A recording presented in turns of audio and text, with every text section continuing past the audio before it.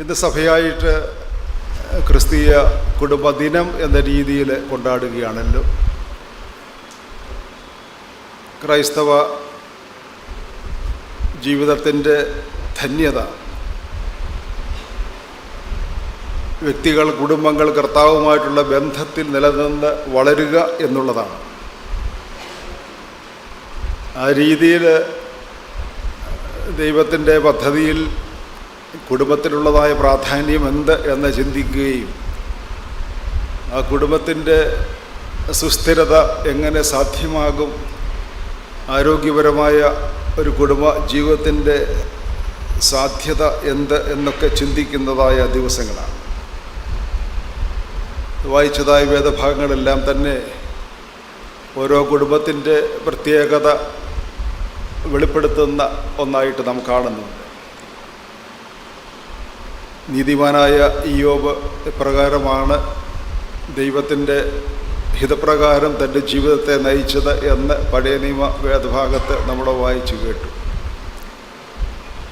അവിടെ ഒരു ഭവന അന്തരീക്ഷത്തിൽ എങ്ങനെയാണ് ദൈവത്തിൽ ആശ്രയിച്ച് ഏത് ജീവിത സാഹചര്യങ്ങളിലും ദൈവത്തോട് ഒത്ത് ജീവിപ്പാനായിട്ട് സമർപ്പിതരായി മുന്നോട്ട് പോയത് എന്ന് വ്യക്തമായിട്ട് നാം മനസ്സിലാക്കുന്നുണ്ട്. പക്ഷേ ഓരോ ജീവപ്രശ്നങ്ങൾ വരുമ്പോഴും യോബിൻ്റെ പുസ്തകം നൽകുന്നതായ സന്ദേശം, അത് ദൈവത്തിൽ ആശ്രയിച്ച് മുന്നോട്ട് പോയാൽ ഒരു കാര്യവും അസാധ്യമല്ല, ദൈവം നമ്മെ കരുതുന്ന ദൈവമാണ് എന്നുള്ളതായ സന്ദേശമാണ്. പുതിയ നിയമത്തിലെ അപ്പോസ്തല പ്രവൃത്തികൾ, പ്രത്യേകിച്ച് കൊർന്നല്യോസിൻ്റെ ഭവനത്തിലെ ഒരു രൂപാന്തര അനുഭവത്തിലേക്ക് വരുന്നതായ ആ ഒരു ചിന്ത നമ്മെ ഓർപ്പിക്കുന്നുണ്ട്. ഇപ്രകാരമാണ് വിജാതീയരായ ആളുകൾ വിശ്വാസ ജീവിതത്തിലേക്ക് വന്ന് ഈ ദൈവിക ബോധത്തിൽ വളരുവാനിടയായത്.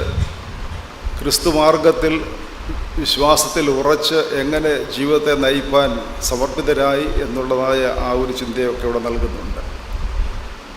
യേശു ക്രിസ്തുവിൻ്റെ അടുക്കൽ എൻ്റെ അമ്മയും സഹോദരരും യേശുവിനെ കാണാനായിട്ട് വന്നതായ ആ ഒരു ഭാഗമാണ് സുവിശേഷമായി വായിച്ച് നാം കേട്ടത്. അവിടെ യേശു ക്രിസ്തു അവരോട് പറയുന്ന ഒരു കാര്യം വളരെ ശ്രദ്ധേയമാണ്. വിശുദ്ധ മർക്കോസിൻ്റെ സുവിശേഷം 3-ാം അധ്യായം 35-ാം വാക്യത്തിൽ അത് നമ്മൾ വായിക്കുന്നുണ്ട്. ദൈവത്തിൻ്റെ ഇഷ്ടം ചെയ്യുന്നവൻ എൻ്റെ സഹോദരനും സഹോദരിയും അമ്മയും ആകുന്നു എന്ന് പറഞ്ഞു. യേശുവിൻ്റെ അടുക്കൽ വന്നതായ മാതാവിനെയും സഹോദരന്മാരെയും ഇപ്രകാരമാണ് യേശു കാണുന്നത്. എന്നാൽ അതിനപ്പുറമായിട്ട് ഒരു വിശാലമായ കുടുംബത്തിൻ്റെ പ്രത്യേകത എന്താണ് എന്നൊക്കെ ഇവിടെ നമ്മൾ മനസ്സിലാക്കാനായിട്ട് സാധിക്കും. അതുകൊണ്ട് ഇന്ന് കുടുംബദിനമായിട്ട് നാം കൊണ്ടാടുന്ന വേളയിൽ ഒരു അണുകുടുംബം അതിൻ്റെ പ്രത്യേകത എന്താണ്, കൂട്ടുകുടുംബം അതിൻ്റെ പ്രത്യേകത എന്താണ്, വിശാലമായ ദൈവിക കുടുംബം അതിൻ്റെ പ്രത്യേകത എന്താണ് എന്ന് മനസ്സിലാക്കുവാനുള്ള അവസരമാണ് നമുക്ക് ലഭിച്ചിരിക്കുന്നത്. ദൈവം കൂട്ടിച്ചേർത്തതായ കുടുംബ ജീവിതത്തിൻ്റെ ധന്യത, ദൈവത്തിൻ്റെ പദ്ധതിയാണ് ഇത് എന്ന് വ്യക്തമായിട്ട് പുരുഷനും സ്ത്രീയും ഒരുമിച്ച് ചേർന്ന് വരുന്നതായ ആ ഒരു വലിയ കൂദാശ അനുഭവം, ഇതാണ് വിശുദ്ധ വിവാഹ കൂദാശയുടെ ആ ഒരു അവസരത്തിൽ നമ്മൾ എല്ലായ്പ്പോഴും എടുത്തു കാട്ടുന്നത്. ദൈവത്തിൻ്റെ പദ്ധതിയുടെ ഭാഗമാണ്. ഈ ലോകത്തിലായിരിക്കുമ്പോൾ ഈ ദൈവഹിതപ്രകാരം ജീവിപ്പാനായിട്ട് ഇടയായി തീരണം എന്ന് വ്യക്തമായിട്ട് ഓർപ്പിക്കുന്നുണ്ട്. അങ്ങനെ ഒരു ദൈവം കൂട്ടിച്ചേർത്തതായ വ്യക്തികൾ എന്ന രീതിയിൽ ഒരു കുടുംബമായിട്ട് ചേർന്ന് വന്ന് പിതാവും മാതാവും മക്കളും ഒരുമിച്ച് വസിക്കുന്നതായ അണുകുടുംബമായിട്ട് മനുഷ്യർ മാറുന്നുണ്ട്. എന്നാൽ തലമുറകൾ ഒരുമിച്ച് വസിക്കുന്നതായ കൂട്ടുകുടുംബത്തിൻ്റെ പ്രത്യേകത വളരെ ശ്രദ്ധേയമാണ്. അവിടെ മാതാപിതാക്കളും വലിയപ്പനും വലിയമ്മയും കൊച്ചുമക്കളും ഒരുമിച്ച് വസിക്കുന്നതായ ആ ഒരു സന്തോഷ അനുഭവം, അവിടെ ദൈവത്തിൻ്റെ സാന്നിധ്യം അനുഭവിച്ചുകൊണ്ട് വളരുവാൻ ഇടയാകുന്ന ആ ഒരു അനുഭവം നമുക്ക് വളരെ പ്രത്യേകതയായിട്ട് കാണുന്നുണ്ട്. എന്നാൽ ഇന്ന് ആ ഒരു കൂട്ടുകുടുംബത്തിൻ്റെ അവസ്ഥയൊക്കെ മാറി വരുന്നതായിട്ടും നമ്മൾ കാണുന്നുണ്ട്. പ്രത്യേകിച്ചുള്ള സാഹചര്യങ്ങളിൽ അവിടെ ഒരുമിച്ച് ചേർന്ന് വസിക്കുന്നതായ ഒരു വലിയ സന്തോഷ അനുഭവമായിട്ട് അതിനെ കാണുന്നുണ്ട്. യേശുക്രിസ്തുവിൻ്റെ പരിശുദ്ധ വേളയിൽ വളരെ ശ്രദ്ധേയമായിട്ട് ഓർപ്പിക്കുന്ന ഒരു കാര്യം, സർവ്വമനുഷ്യരും ദൈവത്തിൻ്റെ മക്കളാണ്. ദൈവത്തിൻ്റെ മക്കൾ എന്ന രീതിയിൽ ഒരു കുടുംബത്തിൻ്റെ അവകാശികളാണ്, അംശികളാണ് എന്നുള്ളതായ ചിന്ത നമുക്ക് ഓർപ്പിക്കുന്നുണ്ട്. അതുകൊണ്ടാണ് ഒരു ഇടവക ഒരു കുടുംബം എന്ന് പലപ്പോഴും പറയുന്നത്, ഒരു മാനവ സമൂഹം ഒരു കുടുംബം എന്ന് പറയുന്നത്. പൗലോസ് അപ്പോസ്തലൻ എഫേസ്യ സഭയ്ക്ക് എഴുതുമ്പോൾ സകലത്തിനും പേരുരുവാൻ കാരണമായ പിതാവിൻ്റെ സന്നിധിയിൽ, അതായത് സകല കുടുംബത്തിനും പേര് വരുവാൻ കാരണമായി പിതാവിൻ്റെ സന്നിധിയിൽ ഞാൻ മുട്ടുകുത്തുന്നു എന്ന് പറയുമ്പോഴും അതാണ് ഓർപ്പിക്കുന്നത്. സകല കുടുംബത്തിനും പേര് വരുവാൻ കാരണമായി പിതാവിൻ്റെ സന്നിധിയിൽ. ഇങ്ങനെ ഒരു വിശാലമായിട്ടുള്ളതായൊരു കുടുംബ പശ്ചാത്തലത്തെക്കുറിച്ചൊക്കെ നമ്മൾ ചിന്തിക്കുന്നതായ സന്ദർഭങ്ങളാണ്. ഇവിടെ കുടുംബത്തിൻ്റെ പ്രത്യേകത നാം മനസ്സിലാക്കുമ്പോൾ, family as an expression of the kingdom of God എന്നുള്ളതായ ചിന്ത പലപ്പോഴും നമ്മുടെ മനസ്സിൽ കടന്നു വരുന്നുണ്ട്. ദൈവരാജ്യത്തിൻ്റെ ഈ ലോകത്തിൽ ഒരു പ്രതീകമായിട്ട്, ദൈവരാജ്യത്തിൻ്റെ അനുഭവത്തിൽ ആയിരിക്കുന്നതായ ഒരു ചെറിയ കൂട്ടമാണ്, അല്ലെങ്കിൽ ഒരു സമൂഹമാണ് കുടുംബം എന്നുള്ളതായ ചിന്ത പലപ്പോഴും നമ്മുടെ മനസ്സിൽ കടന്നു വരുന്നുണ്ട്. അവിടെ ഈ കുടുംബത്തിൽ എങ്ങനെയായിരിക്കണം ഓരോ വ്യക്തികളും എന്നുള്ളതായ ചിന്ത നമ്മിൽ ഉയരുമ്പോൾ, മാതൃകയായിട്ട് എല്ലായ്പ്പോഴും നാം എടുത്തു കാട്ടുന്നത് നസറേത്തിലെ തിരുകുടുംബമാണ്. അവിടെ മാതാവും പിതാവും മകനും അല്ലെങ്കിൽ സഹോദരങ്ങളും ഒരുമിച്ച് എങ്ങനെ വസിച്ചു എന്നുള്ളതായ ആ ഒരു അവസ്ഥ നമ്മൾ ചിന്തിക്കുന്നുണ്ട്. ദൈവത്തിൽ ആശ്രയിച്ച് ഈ ദൈവിക ഇഷ്ടം നിറവേറ്റുന്നതായ ഒരു കുടുംബമായിട്ട് തിരുകുടുംബത്തെ നമ്മൾ കാണുന്നുണ്ട്. അതുകൊണ്ട് ഇന്ന് നാം ആയിരിക്കുന്ന സാഹചര്യത്തിൽ ദൈവ ഇഷ്ടം നിറവേറ്റുന്നതായ, ദൈവഹിതത്തിന് അനുസരണമായിട്ട് എങ്ങനെ ജീവിക്കുവാൻ സാധിക്കും എന്ന് വ്യക്തമായിട്ട് മനസ്സിലാക്കി ദൈവത്തോടൊത്ത് ആയിരിക്കുന്നതായ വ്യക്തികൾ എന്ന രീതിയിലാണ് ഒരു കുടുംബത്തെ നാം കാണേണ്ടത്. ദൈവത്തെ അറിയുക, ദൈവവുമായുള്ള ബന്ധത്തിൽ നിലനിൽക്കുക, ദൈവ സാന്നിധ്യത്തിൽ വളരുക, ഇതിൻ്റെ ആവശ്യമായിട്ട് നമ്മൾ കാണുന്നുണ്ട്. അതുകൊണ്ട് ഈ ഭവന അന്തരീക്ഷത്തെ ഒരു ആരോഗ്യപരമായിട്ടുള്ളതായ ജീവിതം നയിക്കുന്ന ഭവനമായിട്ട് എങ്ങനെ മുന്നോട്ട് നയിപ്പാൻ സാധിക്കും, ഇതിന് സഹായകരമായിട്ടുള്ള ചില കാര്യങ്ങൾ വേദപുസ്തക പശ്ചാത്തലത്തിൽ നാം കൂടുതലായിട്ട് മനസ്സിലാക്കാൻ ശ്രദ്ധിക്കുന്നുണ്ട്. പ്രധാനമായിട്ട് വേദപുസ്തകത്തിൽ ഊന്നൽ നൽകുന്നത്, ഞാനും എൻ്റെ ഭവനവും ഞങ്ങൾ യഹോവയെ സേവിക്കും എന്ന് പറയുന്നതായ യോശുവയുടെ വാക്കുകളിൽ ദൈവത്തെ അറിഞ്ഞ് ദൈവവുമായിട്ടുള്ള ബന്ധത്തിൽ സേവ ചെയ്യുന്നതായ വ്യക്തികളാണ് കുടുംബത്തിൽ എന്ന് അറിയുന്നുണ്ട്. അവിടെ പലപ്പോഴും നമ്മൾ ഓർപ്പിക്കുന്ന ഒരു കാര്യമുണ്ട്, ദൈവിക ബോധം വളർത്തിയെടുക്കുവാനായിട്ട് സഹായകരമായിരിക്കുന്നത് പ്രാർത്ഥനാ ജീവിതത്തിലൂടെ അർപ്പണബോധത്തോടുകൂടെ ദൈവവുമായിട്ടുള്ള ബന്ധത്തിൽ വളരുന്നതായ വ്യക്തികൾ ഒരു കുടുംബത്തിൽ ഉണ്ടാകണം എന്നുള്ളതാണ്. ആ രീതിയിൽ ദൈവവുമായിട്ടുള്ളതായ ബന്ധത്തിൽ വളരുക. ഞാൻ ഒരാഴ്ചയ്ക്ക് മുൻപ് USA ഐലൻഡ് ടൗൺ എന്ന് പറയുന്നതായ ഒരു സ്ഥലത്ത് ഒരു സംസ്കാര ശുശ്രൂഷയ്ക്കായിട്ട് പോയി. 12 മണിക്ക് സംസ്കാര ശുശ്രൂഷ കഴിഞ്ഞിട്ട് ഒരു ഭവനത്തിൽ അവർ ഭക്ഷണമൊക്കെ ക്രമീകരിച്ച് ഭക്ഷണത്തിനായിട്ട് ചെന്നു. ഭക്ഷണം കഴിഞ്ഞ് പ്രാർത്ഥിക്കുന്ന വേളയിൽ ആ ഗൃഹനാഥൻ പറഞ്ഞു, തിരുമേനി മുകളിൽ ഒരു മുറിയുണ്ട്, അവിടെ പ്രാർത്ഥിക്കുകയായിരിക്കും എനിക്ക് സന്തോഷം എന്ന് പറഞ്ഞു. എന്നിട്ട് അദ്ദേഹം പറഞ്ഞ കാര്യങ്ങൾ, ഞാൻ വളരെയധികം വിഷമത്തിലൂടെയും പ്രയാസത്തിലൂടെയും പ്രതിസന്ധിയിലൂടെയും കടന്നുപോയ വ്യക്തിയാണ്. ഒരു കുടുംബമായിട്ട് ഞങ്ങൾ ജീവിപ്പാനായിട്ട് ജീവിതം ഞങ്ങളെ അനുവദിച്ചു. ഞങ്ങൾ കുടുംബമായിട്ട് ഈ ദേശത്ത് ആയിരിക്കുമ്പോൾ ഒരു പുതിയ ഭവനം, ഒരു കെട്ടിടം നിർമ്മിപ്പാനായിട്ടുള്ളതായ താല്പര്യം വന്നു. അപ്പോൾ ഞങ്ങൾ ആ രീതിയിൽ കെട്ടിടത്തിന് രൂപകൽപ്പന നൽകിയപ്പോൾ അവിടെ മുകളിൽ ഒരു മുറി പ്രാർത്ഥനാ മുറിയായിട്ട് മാറ്റണം എന്ന് ചിന്തിച്ച് ആ പ്രാർത്ഥനാ മുറിയിൽ ദൈവസന്നിധിയിൽ വിനയപ്പെടുന്നതായ വ്യക്തികളായിട്ട് ഞങ്ങൾ മാറിയിരിക്കുക. അതോടെ ഞങ്ങളുടെ ജീവൻ പ്രശ്നങ്ങൾ, പ്രയാസങ്ങൾ, വിഷമ സാഹചര്യങ്ങൾ, അതിൻ്റെ മധ്യത്തിലൂടെയെല്ലാം ഞങ്ങൾ കടന്നുപോയി. എന്നാൽ ഇന്ന് ഞങ്ങളായിരിക്കുന്ന സാഹചര്യങ്ങളിൽ സമാധാനവും ശാന്തിയും അനുഭവിപ്പാൻ ഇടയാകുന്നത് ഈ ദൈവിക സാന്നിധ്യമാണ് എന്ന് അദ്ദേഹം പറയുകയുണ്ടായി. അവിടെ ചെന്ന് പ്രാർത്ഥിച്ച് ഇറങ്ങുന്ന വേളയിൽ താഴെ വിരിയൊക്കെ ഇട്ട് ദിവസം പ്രാർത്ഥിക്കുന്നതായ ഒരു മുറിയായിട്ട് അദ്ദേഹം മാറ്റിയിരിക്കുന്നത് കാണാൻ സാധിച്ചു. കുടുംബജീവിതത്തിൻ്റെ ധന്യതയിൽ പലപ്പോഴും നഷ്ടപ്പെട്ടു പോകുന്ന ഒരു അനുഭവമാണിത്.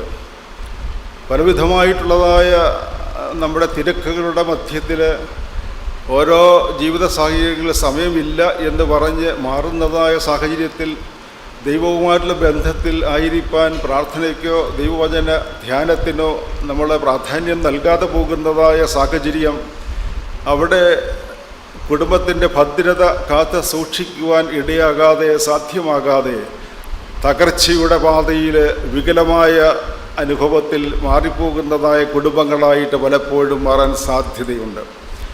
അതുകൊണ്ട് ദൈവവുമായിട്ടുള്ള ബന്ധത്തിൽ ഞാനും എൻ്റെ ഭവനവും ഞങ്ങൾ യഹോവയെ സേവിക്കും എന്ന് പറയുമ്പോൾ ദൈവവുമായിട്ടുള്ള ബന്ധത്തിൽ നിന്നുകൊണ്ട് പ്രാർത്ഥനാ ജീവിതത്തിലൂടെ ദൈവവചനത്തിൻ്റെ അടിസ്ഥാനത്തിൽ കുടുംബത്തെ കെട്ടുപണി ചെയ്യുവാൻ ഇടയാകേണ്ടത് ആവശ്യമാണ്. അത് ഒന്നാമതായിട്ട് നാം കാത്തു സൂക്ഷിക്കേണ്ടത് ഏറ്റവും ആവശ്യമാണ്.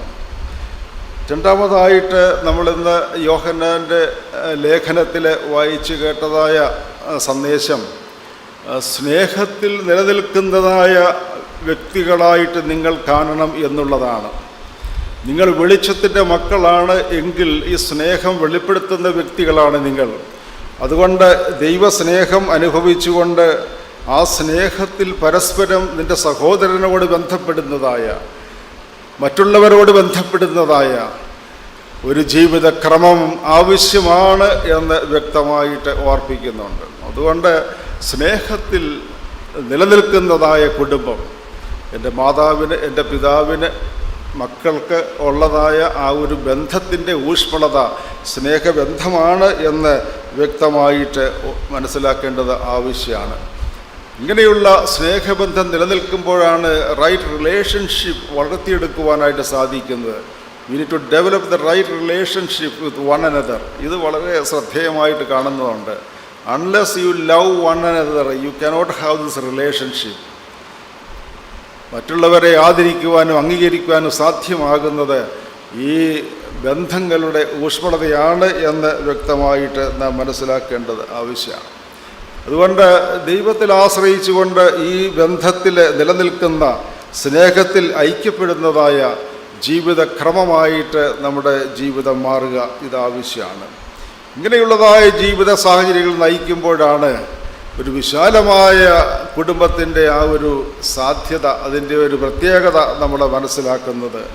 Church a community of love എന്ന് പലപ്പോഴും പറയുമ്പോൾ the expression of the love through our relationship, അതിൻ്റെ പ്രത്യേകത നമ്മൾ വെളിപ്പെടുത്തുന്നുണ്ട്.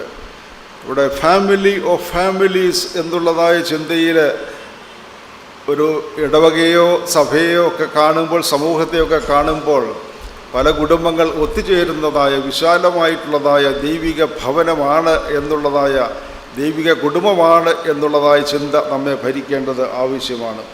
അതുകൊണ്ട് ദൈവത്തിൻ്റെ മക്കൾ, ദൈവവുമായിട്ട് ബന്ധത്തിൽ ആയിരിക്കുന്ന വ്യക്തികൾ ഈ ദൈവിക ഭാവം ഉൾക്കൊണ്ടുകൊണ്ട് ദൈവത്തിൽ ആശ്രയിച്ച് മുന്നോട്ട് പോകുവാൻ ഇടയായിത്തീരുക. പക്ഷേ യേശുവിൻ്റെ മാതാവും സഹോദരങ്ങളും യേശുവിനെ കാണാൻ വന്നതായ സമയത്ത് ശിഷ്യർ, വലിയൊരു സമൂഹം, ഒരു ജനസമൂഹം യേശുവിൻ്റെ ചുറ്റിനും ഉണ്ടായിരുന്നു. എന്നാൽ അവിടെ വന്നിട്ട് യേശുവിൻ്റെ അടുക്കിലേക്ക് പ്രവേശിപ്പാൻ കഴിയാത്ത ഒരു സാഹചര്യത്തിലാണ് ശിഷ്യന്മാർ വന്നിട്ട് നിൻ്റെ അമ്മയും നിൻ്റെ സഹോദരന്മാരും ഇവിടെ നിൽക്കുന്നു എന്ന് പറയുന്നത്. യേശു പറയുന്നത്, ആരാണ് എൻ്റെ അമ്മ, ആരാണ് എൻ്റെ സഹോദരന്മാർ?